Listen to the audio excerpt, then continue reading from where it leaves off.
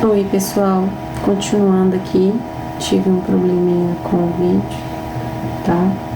A gente parou falando da infecção cruzada, certo? Então vou retomar aqui, estamos agora entrando aqui para o conceito, né, de... Só revendo aqui, gente. Infecção cruzada, certo? Então, continuando aqui, a gente tem então como uma forma de realizar dentro desse conceito de biossegurança a asepsia, né? A asepsia, que é o termo usado para a gente designar o processo de desinfecção de tecidos vivos, pele, mucosa, né? Tudo que é tecido vivo, com o objetivo de impedir a introdução, impedir com que entre novos micro-organismos nessas superfícies vivas, tá? Então a gente utiliza para isso substâncias próprias, né, que podem matar microbiocidas ou microbiostáticas, ou que vão impedir o crescimento desses micro-organismos nessas superfícies. Então a gente utiliza água e sabão, utiliza uma solução alcoólica, um álcool 70, outras substâncias que vão, de certa forma, impedir a introdução desses micro-organismos. A antisepsia consiste também na utilização de produtos específicos sobre esses tecidos vivos, mas com o objetivo de quê? De reduzir os micro-organismos dessa superfície. Então, é um pouquinho diferente da asepsia. A gente já tem esse micro-organismo ali, mas eu quero reduzir, porque esse paciente, ele poderá ser submetido a um procedimento cirúrgico com risco de infecção, tá? Então, vamos prestar atenção nas diferenças desses conceitos. E a desinfecção? A desinfecção consiste na destruição ou na redução dos micro-organismos, tanto na forma vegetativa, né, desses micro-organismos, ou aqueles micro-organismos que estão presentes, né, de forma viável nas superfícies inertes, ou seja, superfícies como bancadas, como superfícies macas, a própria cadeira odontológica, todas as superfícies então que não apresentam vida ou são consideradas de superfícies inanimadas, né, consiste então na realização da desinfecção. Então a gente vai aplicar esses agentes químicos ou até agentes físicos para destruir ou reduzir esses micro-organismos nessas superfícies, né? Como exemplo, a gente pode utilizar, como exemplo físico, a gente tem um método um pouco até mais antigo que se falava da pasteurização, né? Ou seja, um aquecimento e uma resfriação rápida, né, dessa superfície, mas isso não é utilizado mais. Ou utilizar, por exemplo, com uma água fervente, né, com a intenção de você eliminar esses micro-organismos dessa superfície. Como agente químico, a gente tem várias soluções utilizadas aí em ambientes laboratoriais e médicos, como os álcoois, né? Hoje muito em alta devido à presença do coronavírus. Soluções à base de álcool 70%, assim como também a presença de compostos derivados dos fenóis, os halogênios, iodo e iodoforos, como o PVPI, né, muito utilizado em hospital, o hipoclorito de sódio, que é a água sanitária, também é utilizado para essa realização dessa desinfecção de superfície, detergentes, os ácidos, né, ácido paracético também muito utilizado, a clorexidina também é utilizada como um agente químico para essa desinfecção, tá? Então a gente tem várias soluções aqui que são químicas, né, que vão realizar essa desinfecção da superfície. A esterilização apresenta um conceito um pouco mais amplo, né? Porque é um método que vai destruir qualquer forma de vida desses micro-organismos, seja na sua forma mais vegetativa ou na sua forma de esporos, né? Que seja a que eu já expliquei para vocês, que é aquela bactéria que consegue ali ficar viva, mas protegida por uma cápsula, um esporo, e ela fica latente, ela fica vivendo em baixas condições, mas ela fica viável, tá? Então a esterilização é capaz de matar essa forma de vida que é o esporo, tá? Então a gente utiliza a esterilização quando a gente quer eliminar qualquer fase, né? Qualquer fase de vida desse micro-organismo, vai matar tudo, tá? Então podemos utilizar os procedimentos que são físicos e também que são químicos, né? Quais seriam esses procedimentos? A gente vai retomar mais no meio da aula aqui falando da esterilização, mas a gente sabe que a gente tem a utilização de equipamentos, né, que irão realizar essa esterilização física e também algumas soluções que têm a capacidade, soluções químicas, né, que apresentam essa capacidade de esterilizar os materiais, tá? Então vamos passar aqui para frente. A higienização das mãos. Então a gente volta nesse conceito, né, de biossegurança, mais uma vez para reforçar a vocês a importância desse procedimento,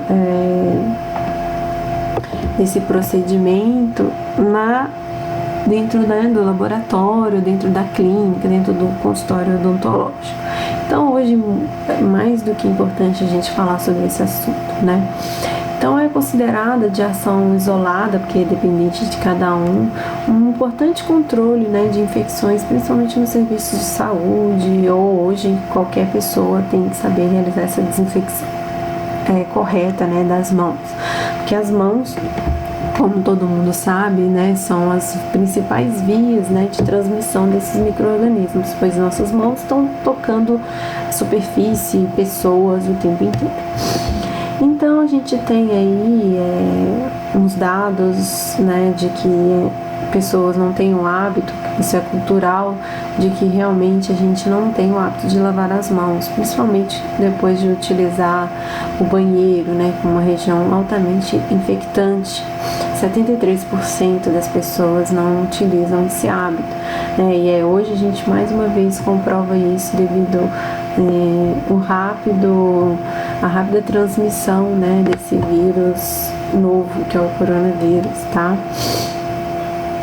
Então essas pessoas saem com as mãos contaminadas, né? Metade delas, né, não lavam as mãos, né? Então isso é muito importante. Aí a gente tem conceitos aqui de microbiota transitória e residente que a gente já aprendeu, né? Então a higienização das mãos vai impedir com que essa microbiota que está transitando no ambiente fique aderida nessa superfície, tá? E aí, além do mais, a higienização das mãos vai reduzir também essa microbiota que a gente já tem, né? Que são aqueles micro-organismos que vivem e estão ali nas nossas camadas, às vezes, mais profundas da pele. Então, a importância da higienização das mãos, tá? Utilização simples, né, do ato de você usar água e sabão para reduzir essa população microbiana, né, e interromper a via de transmissão dessas doenças, né? Então a gente, como profissional da área de saúde, temos que ter essa consciência, tá? Lembrando que só utilizar o sabão com a água, né, o sabão comum, a gente já tem uma redução expressiva desses micro-organismos, mas quando a gente utiliza o sabão antisséptico, né, que já tem uma ação aí antimicrobiana, a gente tem uma redução maior desses micro-organismos, e depois ainda de utilizar o álcool 70, nós temos também uma redução ainda maior, né, desses micro-organismos que estão presentes nas mãos. Então, prestem atenção nesse slide, porque a gente vai retomar isso na nossa prática, com a prática que a gente vai fazer da higiene das mãos, tá? Vamos observar o que acontece, né, quando a gente tem a utilização dessas substâncias para a redução dos micro-organismos. Aqui tem um exemplo de uma forma correta de você higienizar sua mão. Cada um vai ler de forma bem separada aqui, para o vídeo não ficar muito longo, tá? Então todo mundo vai aprender cada passo de friccionar as palmas das mãos, friccionar entre os dedos. Lembrar que isso é importante a gente contar de 1 até 10 em cada superfície dessa, para você eliminar o máximo desses micro-organismos. o dedão, o polegar, né, friccionar o polegar, os cantinhos das unhas, utilizar isso, né, a outra mão como um aparato para te auxiliar nessa fricção das unhas, e não esquecer de lavar o punho, né, a gente vai estender essa limpeza até a região de punho, tá? Ao final, se possível, utilizar o álcool, né, para você reduzir ainda mais esse número de bactérias que estão presentes nas mãos. Os conceitos de limpeza e desinfecção, eles são bem abrangentes, então a limpeza dentro desses ambientes altamente contaminados, como hospitais, consultórios odontológicos, ele mostra a remoção de qualquer sujidade, né, dessa superfície. Então a gente vai realizar essa desinfecção, reduzindo o número de micro-organismos presentes. Esse procedimento ele tem uma obrigação, né, de ser feito e feito de forma bem adequada nesses ambientes, tá?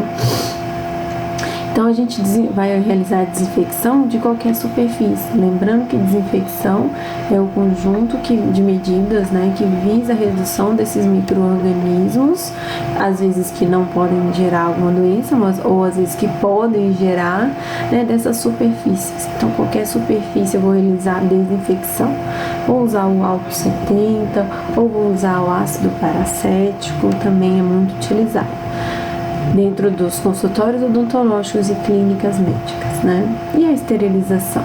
Bom, como a gente já viu, a gente também realiza a esterilização nesses consultórios, nesses ambientes, porque vai eliminar qualquer fase de vida desse micro-organismo, né? Vida vegetativa ou a bactéria em forma de esporos, os fungos, os vírus, elimina qualquer superfície, elimina qualquer forma de vida. Tá? Ele pode ser químico ou físico, como eu já falei para vocês.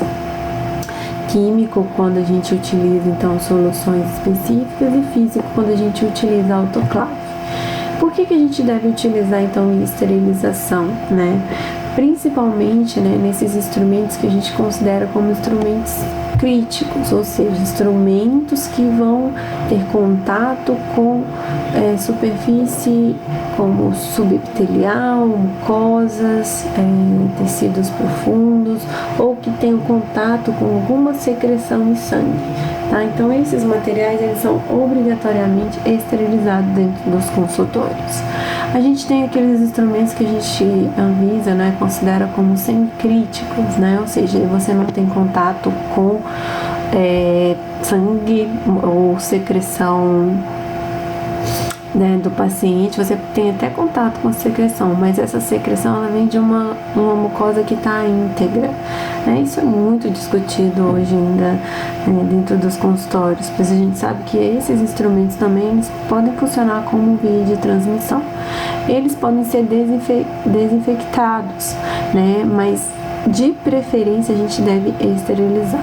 Tá? Por quê? Porque eles também têm contato com secreções, apesar de não ter contato com tecidos cruentos ou tecidos sangrantes ou que foram submetidos a procedimentos invasivos, tá? Então eles são desinfectados, mas também são esterilizados, tá bom? De acordo com a vigilância sanitária. A gente tem os instrumentos que são não críticos. Esses instrumentos não críticos é que não tem contato com secreção mucosa do paciente, só tem contato com pele. Tá? Então esses devem ser o quê? Desinfectados, desinfetados. Então a gente tem esse conceito também dentro da nossa prática clínica odontológica ou nos laboratórios, né? Então a gente tem que prestar atenção nas diferenças, né, desses instrumentos que são utilizados. Quando a gente então vai realizar a esterilização, quando necessário, a gente sempre tem que realizar uma pré-lavagem, né, de preferência de remoção dessas sujidades, embalar com o conteúdo adequado, esse conteúdo de forma adequada. Vocês viram que lá, quando a gente estava produzindo o nosso meio de cultura na semana passada, a gente embalou o frasco do Erlenmeyer para colocar na esterilização. Então essa embalagem ela é feita de forma bem adequada e selada para que a gente possa conseguir o máximo de acerto possível dentro desse processo, tá? Sem que a gente não tenha nenhuma nenhum empecilho que possa realmente realizar a esterilização de todo o conjunto de material que a gente está esterilizando, tá? Aqui, só para exemplificar, então, a remoção da sujidade, a gente pode utilizar uma cuba ultrassônica para potencializar essa remoção, né, com uma solução química específica, que é o detergente enzimático, e aí a gente já remove, já reduz uma carga muito grande de micro-organismos, mas a gente não elimina todos os micro-organismos, somente com a esterilização é que a gente vai conseguir eliminar a embalagem adequada. E aí esse material ele pode, né, ser esterilizado pela autoclave ou pela estufa. Gente, vamos prestar atenção na diferença. Quando a gente utiliza a autoclave, é um vapor sob pressão altíssima, né, atingindo uma temperatura de 121 a 132 graus Celsius durante 15 a 30 minutos, um aquecimento rápido e uma despressurização rápida. E isso elimina qualquer forma de vida.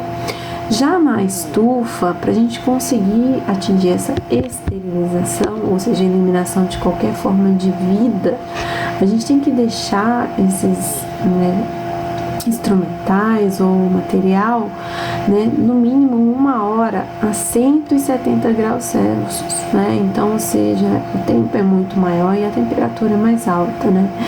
Sem a abertura ou qualquer interferência durante o processo. Então, é muito difícil você conseguir controlar essas variáveis dentro da esterilização por estufa. Por isso que hoje a vigilância não autoriza mais a utilização da estufa para você realizar essa esterilização. Então, a gente usa mesmo como a autoclave, como um equipamento de eleição, tá? Então, exemplos de estufa e autoclave, vocês viram no laboratório, né, que a gente tem uma estufa. Essa estufa a gente usa para deixar nossos materiais que a gente está produzindo, somente para a gente conseguir manter, né, de forma adequada esses materiais. E a esterilização utilizada quando necessário, um aparelho um pouco diferente desses aparelhos que a gente encontra em hospitais e consultórios odontológicos, tá? O químico. Então, a esterilização, como eu falei, ela pode ser física, utilizando esses aparelhos, ou química, utilizando as soluções químicas, né, indicadas. A gente pode utilizar a solução à base de glutaraldeído, a 2%, mas olha só, gente, a gente precisa de quê para conseguir a esterilização ou eliminação de qualquer forma de vida, né? De 10 horas de contato direto dessa solução com o instrumental, tá? Tanto para o glutaraldeído como para outra solução à base de formaldeído, até maior, né? Porque o formaldeído a 38% são 18 horas. Então é inviável, né, nos procedimentos clínicos a esterilização pelo processo de solução química. A gente utiliza mais mesmo o processo físico. Lembrando que vocês viram lá no laboratório a importância da gente o descarte, né, do lixo de forma bem direcionada, tanto pro lixo comum quanto pro lixo infectante, tá? Então, o lixo comum a gente utiliza esse saco preto sempre, né, seguindo o padrão da vigilância, e ele vai estar sempre identificado. O contaminante também identificado, e a gente utiliza sempre um saco branco, tá? Então, vamos prestar atenção também nesse descarte de lixo específico. Os materiais pérfuro-cortantes também entram nesse conceito de biossegurança, são eliminados de forma específica com o equipamento, o descarte específico mostrado nessa imagem para vocês. Então, tudo que for para cortar, perfurar, a gente descarta aqui. Agulhas, lâminas. No laboratório agora a gente não vai trabalhar com nenhum material pérfuro-cortante, tá? Mas vocês já têm que ter essa consciência desde então. Lá no nosso laboratório tem o descarte de processos, né, de instrumentais pérfuro-cortantes, mas como eu falei, a gente não vai utilizar nessas próximas aulas, tá? Mas a gente tem lá no laboratório. Algumas referências aqui para vocês consultarem para ajudá-los, né, no estudo dessa próxima aula. Agora no laboratório, vou voltar aqui na nossa apresentação, né? No laboratório, a gente agora iria para o laboratório após essa aula teórica, e aí a gente vai dar continuidade à aula passada, tá? Então, o que eu vou fazer? Vocês vão entrar agora na pós-aula de vocês. Já tinha colocado lá anteriormente toda a descrição do que seria feito nessa aula, mas eu vou anexar também agora um outro arquivo com os resultados, que a gente já tem alguns resultados de outras aulas, e eu vou anexar para vocês conseguirem ver como que seria. Se a gente conseguir repor essa prática para vocês, nós vamos repor, tá? Mas isso não é garantido, porque a gente não sabe como que vai ser. Então, gente, eu vou colocar aqui imagens desses resultados, dessas práticas, e vocês vão conseguir responder o questionário, tá? O questionário, então, 3, né, da sessão 3, que está na pós-aula. A primeira parte desse questionário é referente à imersão, a técnica de semeadura, né, dos micro-organismos naquele meio de nutriente que a gente produziu. Nós iríamos coletar bactérias da nossa boca, da língua, da mucosa e dos dentes, e semear nessas placas.